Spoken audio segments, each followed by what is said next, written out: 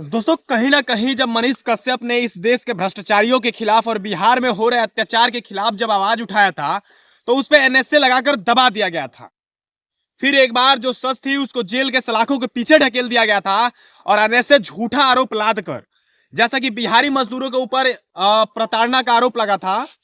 वो प्रताड़ना का आरोप गलत साबित करके बिहारी मजदूरों के ऊपर का झूठा खबर फैलाने के आरोप में मनीष कश्यप पर एनएसए लगाकर उसको जेल में भेजा गया था।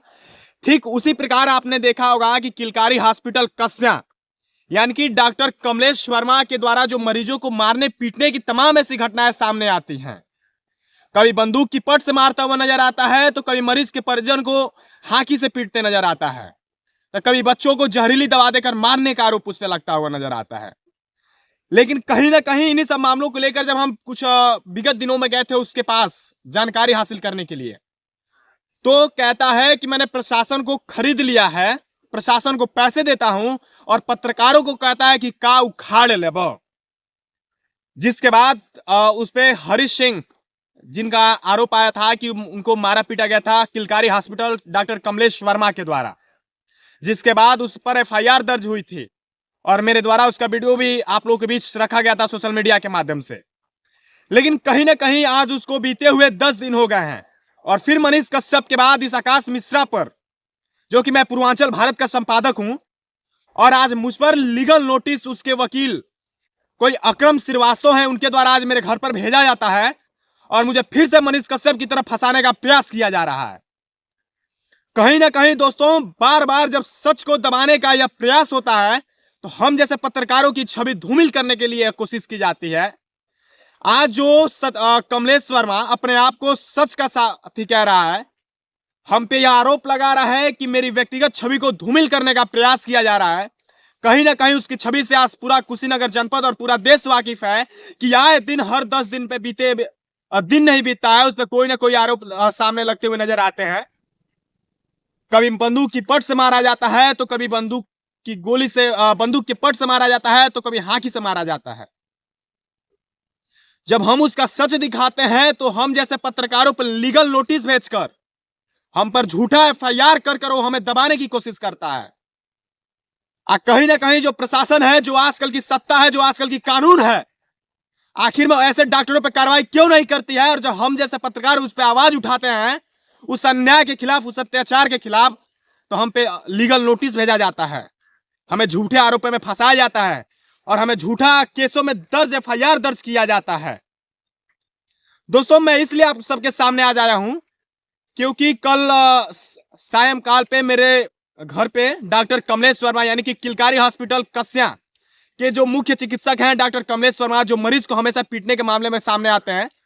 उनके द्वारा मेरे घर पे लीगल नोटिस भेजा गया है और जिसमें यह खुले शब्दों में कहा जाता है कि आप जो सोशल मीडिया पे वायरल वीडियो है उसको डिलीट कराइए और हमसे आके सार्वजनिक रूप से माफी मांगिए। लेकिन मैं डॉक्टर कमलेश वर्मा को कहना चाहता हूं कि अगर वास्तव में आप छवि के धूमिल करना चाहते हैं, अगर वास्तव में आप सत्यवादी हैं, आप वास्तव में सही हैं, तो आइए सोशल मीडिया पे, आइए पत्रकारों के बीच और आप अपनी छवि को दिखाइए और तमाम जो आप पे क्राइम हिस्ट्री आपकी है, आखिर में क्या वो क्राइम हिस्ट्री किसी सही इंसान की हो सकती है? क्या किसी आदर्शवादी इंसान की इतनी क्राइम हिस्ट्री हो सकती है? कहीं ना कहीं जो तमाम उन बच्चों की जान आपके हॉस्पिटल में गई है, क्या उन बच्चों के आरोपी आप नहीं हैं? आप हमें फंसाना चाहते हैं, आप हमें दबाना चाहते हैं, लेकिन आप एक शख्स को दबा सकते हैं। कहीं ना कहीं सच परेशान हो सकता है लेकिन पराजित नहीं हो सकता। यदा यदा हि अधर्मस्य ग्लानिर्भवति भारत अभ्युत्थानम् अधर्मस्य तदात्मानं सृजाम्यहम् परित्राणाय साधूनां विनाशाय च दुष्कृतां धर्म संस्थापनार्थाय संभवामि युगे युगे। स्वयं भगवान श्री कृष्ण भी कहते हैं, जब अपने विकराल रूप में अर्जुन को समझाने के लिए आते हैं कि जब जब इस धरती पे अधर्म की संख्या बढ़ेगी,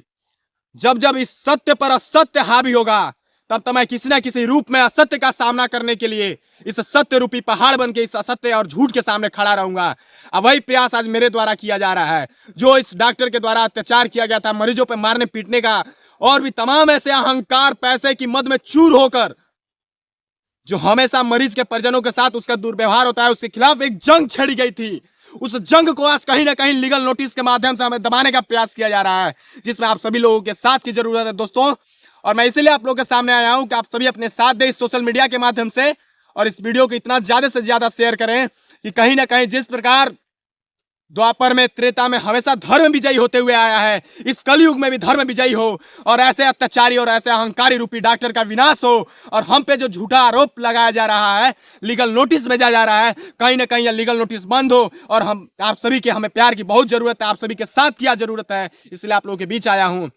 अगर हम पे FIR दर्ज होता है और हमें जेलों के पीछे, सलाखों के पीछे भेजा जाता है, तो कहीं ना कहीं आज फिर अधर्म विजयी होगा और सत्य की हार होगी। और अब यह सब आप लोग के हाथों में है कि सत्य विजयी होता है कि असत्य विजयी होता है। दिवाली के दिन प्रभु श्री राम अधर्म पर धर्म का परचम लहराकर, असत्य पर सत्य की विजय कर कर